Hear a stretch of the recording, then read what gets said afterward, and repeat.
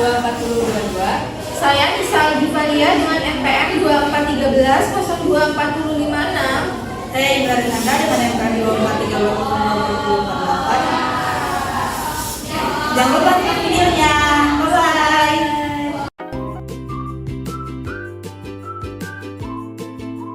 Pertanyaan ilmiahnya, apakah plasmolisis insipien dapat digunakan untuk menentukan potensial osmotik cairan sel dalam jaringan tumbuhan?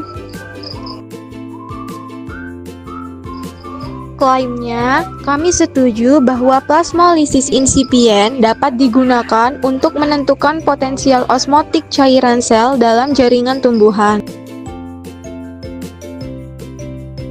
Pada percobaan plasmolisis insipien terdapat alat dan bahan yang digunakan, yaitu pipet tetes untuk mengambil dan meneteskan larutan, kemudian ada gelas beker ukuran 30 ml untuk menuangkan air aqueous.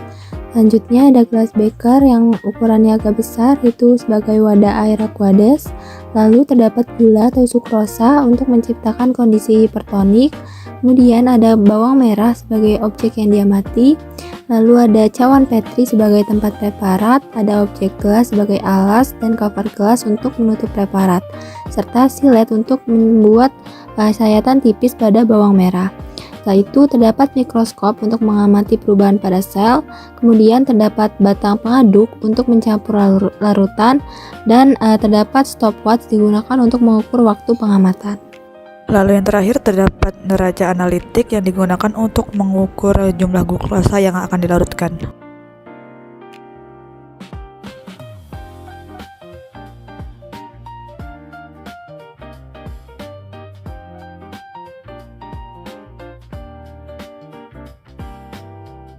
Perhitungan massa yang pertama itu rumusnya adalah massa sama dengan M dikali MR dikali volume dibagi 1000.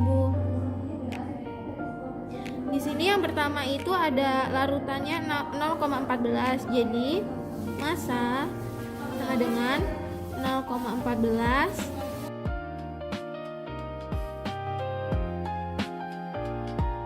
dikali 342 untuk MR-nya, dan untuk cairannya itu ada 30 ml. Kemudian dibagi 1000. Didapat untuk parutan 0,14 itu gramnya itu 1,436 gram.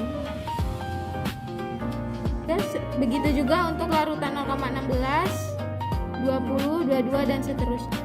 Selesai menghitung perhitungan massa, gunakan hasil pada setiap konsentrasi NaCl pada gula. Semisalnya, pada hasil konsentrasi NaCl 0,14 itu adalah 1,436, maka gula yang ditimbang adalah 1,436 gram. Begitu juga selanjutnya.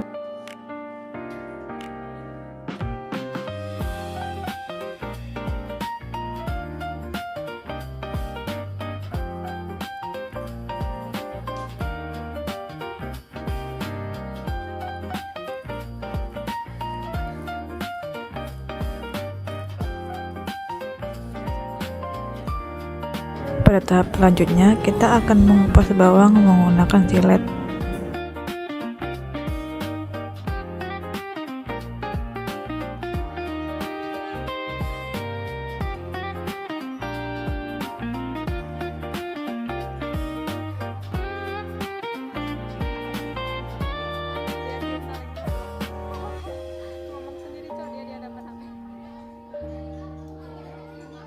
Setelah bagian kering bawang terkelupas, ambil lapisan di bagian epidermis menggunakan silet setipis mungkin yang nanti akan digunakan untuk uji plasmolisis. Sebelum bawang putih dicampur dengan larutan plasmolisis, kita akan menguji jumlah dari sel epidermis dan sel yang belum terplasmolisis dengan menggunakan mikroskop.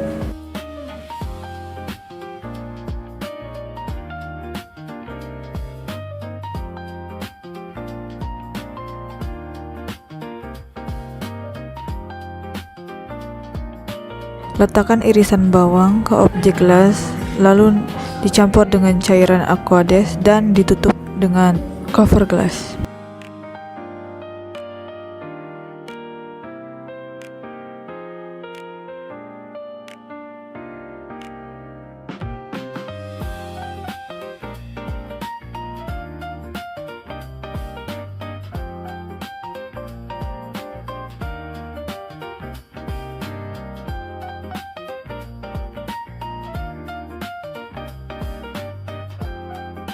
Setelah itu letakkan objek ke mikroskop dan ubah pengaturan mikroskop menjadi 100 kali untuk mengamati sel epidermis.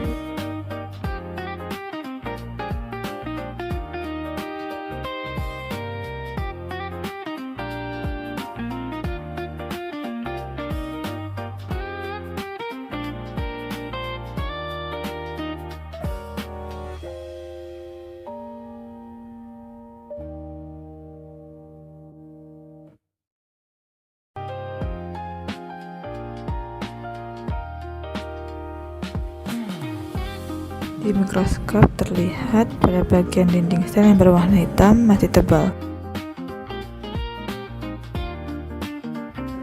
Selanjutnya kita akan masuk ke tahap pembuatan larutan sukrosa. Gula yang sudah ditimbangkan akan dimasukkan ke cawa Petri.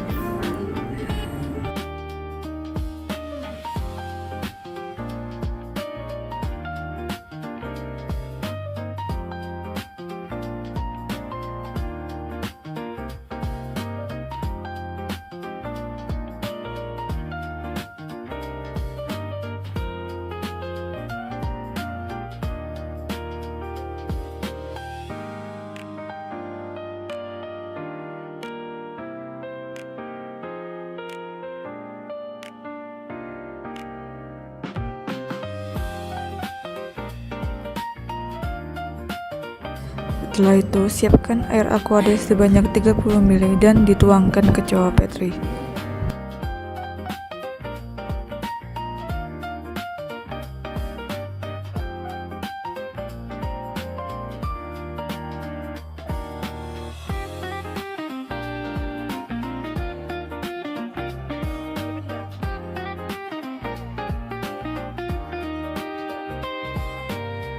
Selanjutnya, aduk larutan Aquades dan gula dengan batang pengaduk hingga gula terlarut.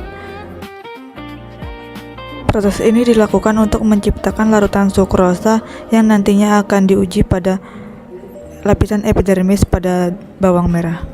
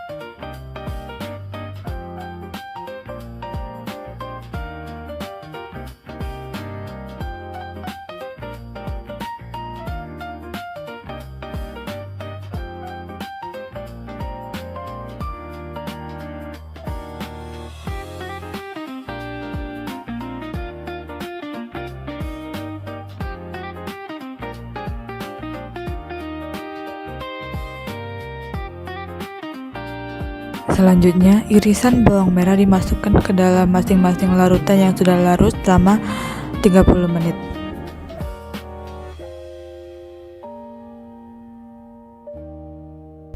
Waktu perendaman ini penting agar terjadi keseimbangan antara cairan sel dan larutan di luar sel.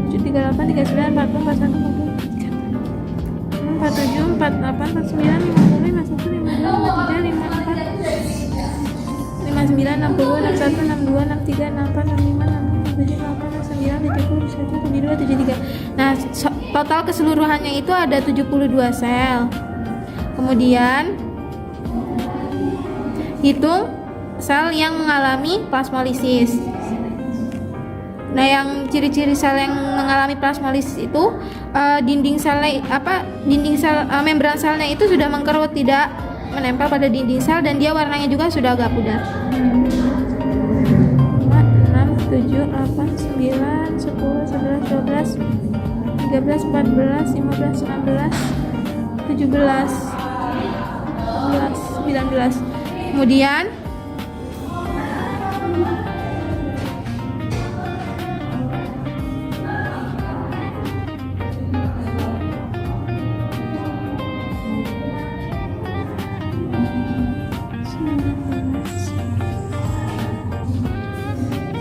72 ditambah 19. Berapa, Wei? Total sel ditambah terplasmolisis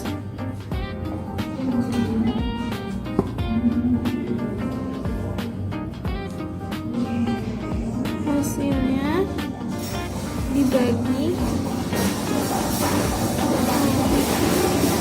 sel dikali 100%. Jadi total selnya itu ada 72 ditambah 19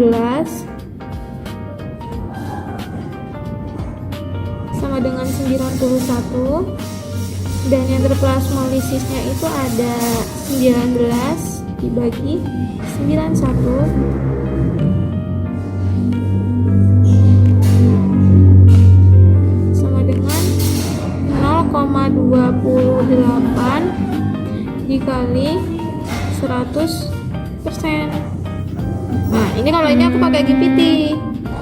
Nanti potong aja itu. 0,208 dikali 100% sama dengan hasilnya 20,8%. Nah, untuk yang sel pertama itu maka yang terplasmolisis adalah 20,8%. Berarti yang ininya nggak di 2, untuk menghitung presentase dari 3 percobaan di 0,14 ini, yang pertama adalah 20% ditambah 19% tambah 17%.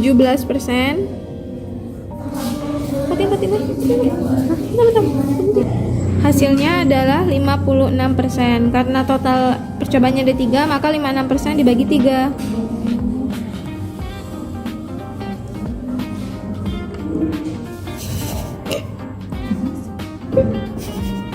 Jadi rata-ratanya untuk yang percobaan pertama itu adalah 18,67%. Berarti semuanya dibagi 3 ya? Dan untuk yang larutan 0,16, 0,18, 20, 22, 24 dan 26 itu caranya juga sama, yaitu dijumlah semua total persennya baru dibagi dengan 3. Maka didapat hasil persennya. Terdapat rumus tekanan osmotik Pi sama dengan negatif 22,4 dikali 0,22 molaritas dikali 27 derajat Celcius dikurang 273 dibagi 273 dikali 1 sama dengan negatif 22,4 dikali 0,22 molaritas dikali 300 dibagi 273 dikali 1 sama dengan negatif 1478,4 per 273. Hasilnya negatif 5,41 bar. Selanjutnya lakukan percobaan ini sebanyak 3 kali.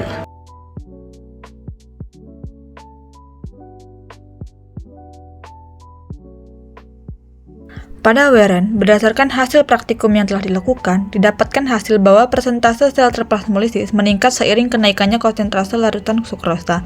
Berdasarkan hasil tersebut, konsentrasi yang paling mendekati 50% adalah konsentrasi 0,22 m, karena rata-rata sel yang terplasmolisis mencapai 44,09%. Sedangkan konsentrasi 0,24 m telah melebihi batas plasmolisis insipien dengan rata-rata hasil plasmolisis sekitar 67,19%. Hasil perhitungan tekanan osmotik menunjukkan nilai sebesar min 5,41 bar yang menggambarkan kondisi potensial osmotik cairan sel pada jaringan tumbuhan yang diamati. Sehingga dapat disimpulkan bahwa plasmolisis insipien pada jaringan tumbuhan terjadi pada konsentrasi yang mendekati 0,22 m.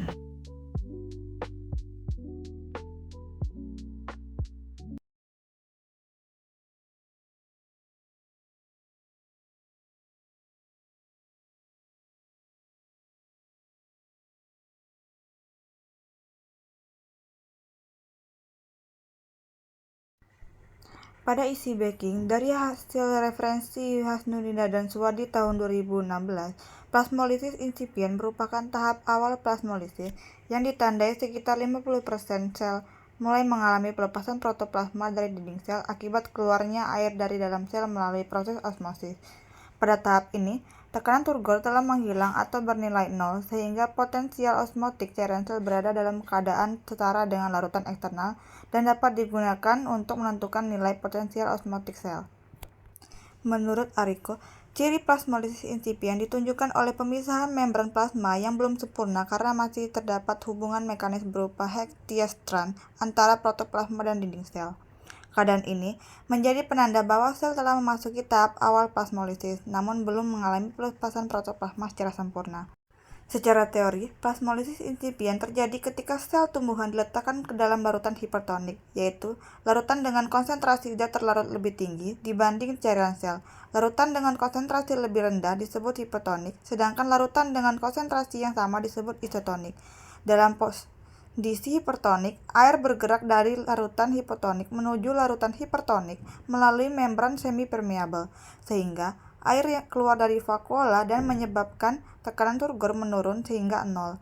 Ketika tekanan turgor hilang, protoplasma mulai mengkerut dan terlepas dari dinding sel, sehingga terjadilah plasmolisis.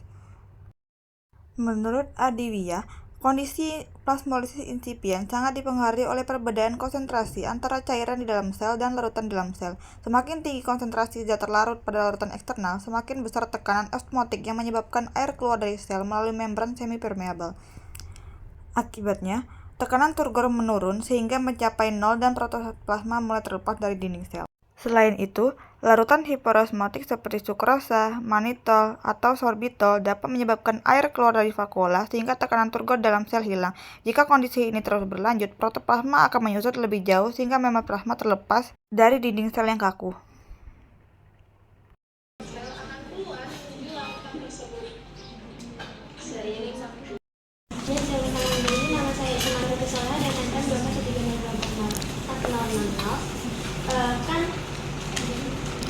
Di situ tuh yang plasmolisis insipien itu ditentukan pada saat sekitar 50% sel telah mengalami plasmolisis.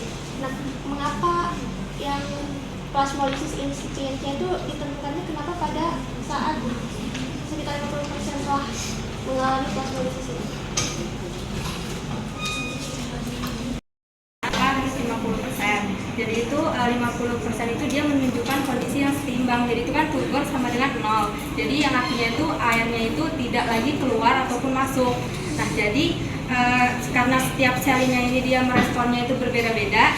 Nah, terus juga setiap selnya ini dia tidak langsung terplasmolisis secara bersamaan gitu. Jadi 50% ini dia sebagai titik acuan atau titik tengah itu ketika selnya ini mulai mengalami kehilangan si turgor tersebut.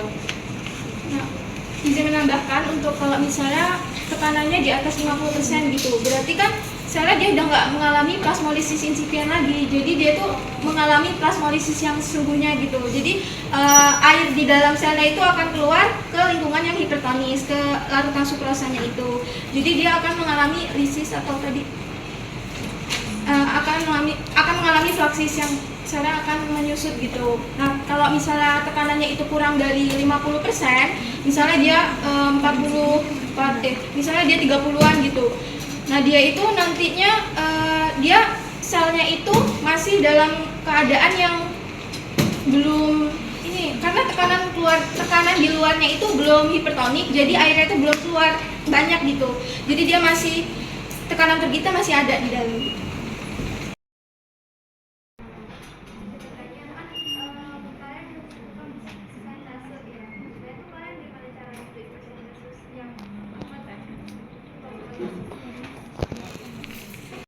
Di sini tuh ada total sel yang pertama itu ada 72. Kemudian dihitung kembali yang terplasmolisis. Yang terplasmolisis itu kan tadi dia nggak dekat dengan dinding sel gitu, membran selnya agak nyet gitu. Nah, itu ada jumlahnya 19%. Kemudian itu ditambah 72 total sel itu ditambah sama total sel yang terplasmolisis. Nah, 72 ditambah dengan 19. Nah, itu adalah hasilnya 91. Kemudian sel yang terplasmolisis itu dibagi dengan jumlah semua sel yang jumlah total semua sel yang tadi ini. Jadi Tadi kan yang terplasmalisis 19, jadi 19 dibagi 91. Nah, hasilnya itu kan 0,208 dikali 100% sama dengan 20,8%. Apakah sudah jelas, Bu Nida?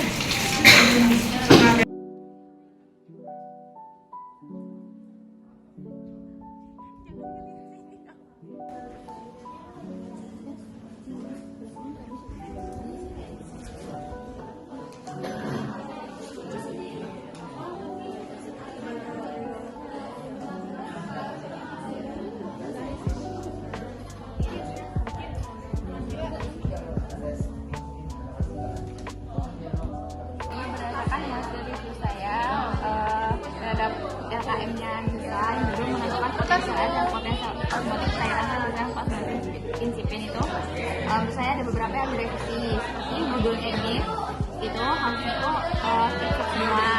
Kemudian kelompoknya ini ditambah kelas menggunakan dalam kurung, lalu setelah namanya juga ditambahkan MPR.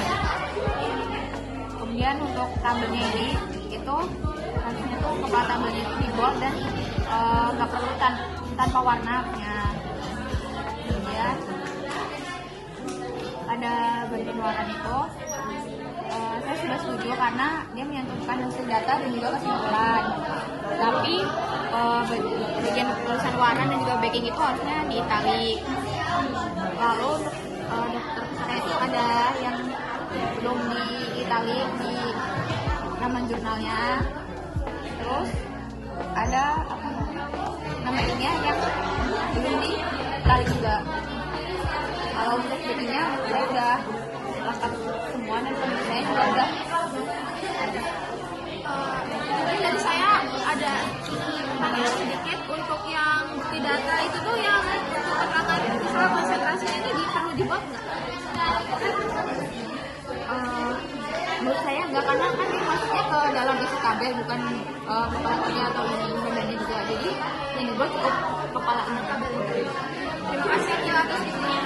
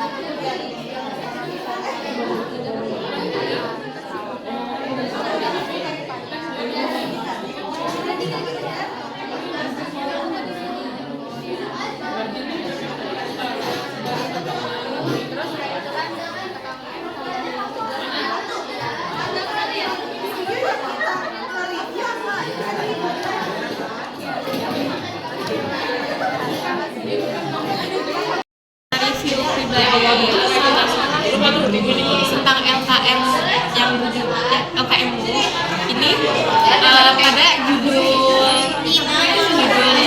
praktikumnya itu harus di caps lock semua. Terus nama kelompoknya itu ditambah kelas, kemudian namamu itu ditambah LKM.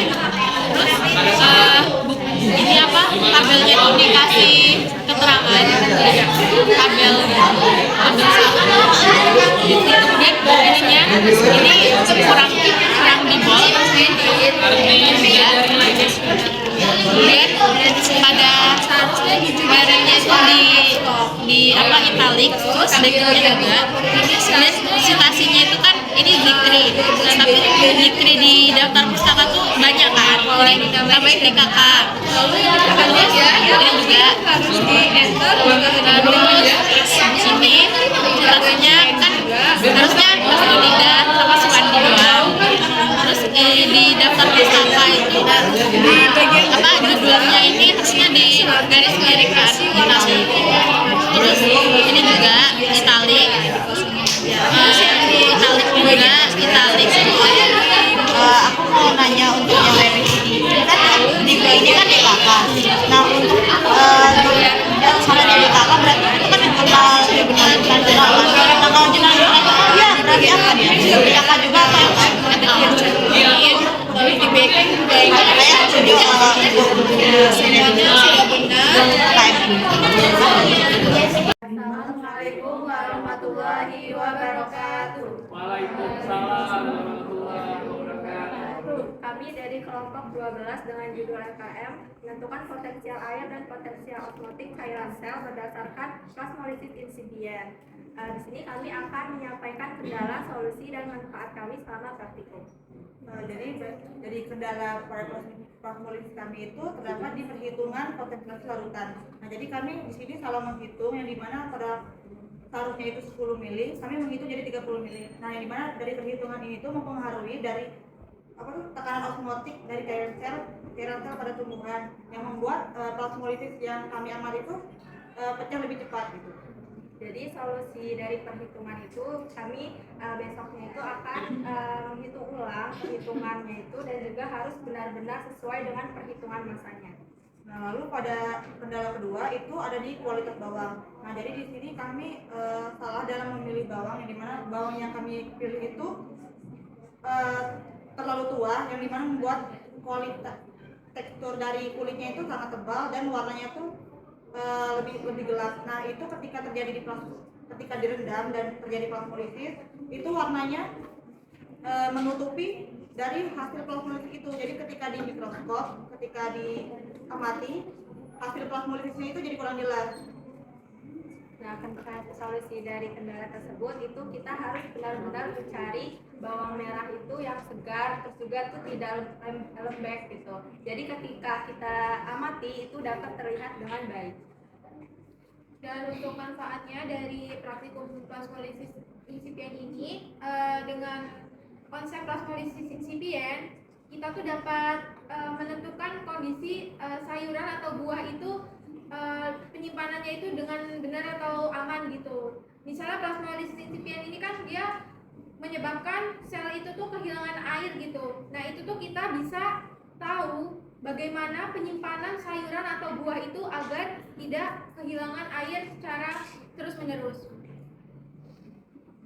Mungkin cukup sekian dari kelompok kami akhiri. Wassalamualaikum warahmatullahi wabarakatuh. Waalaikumsalam warahmatullahi wabarakatuh.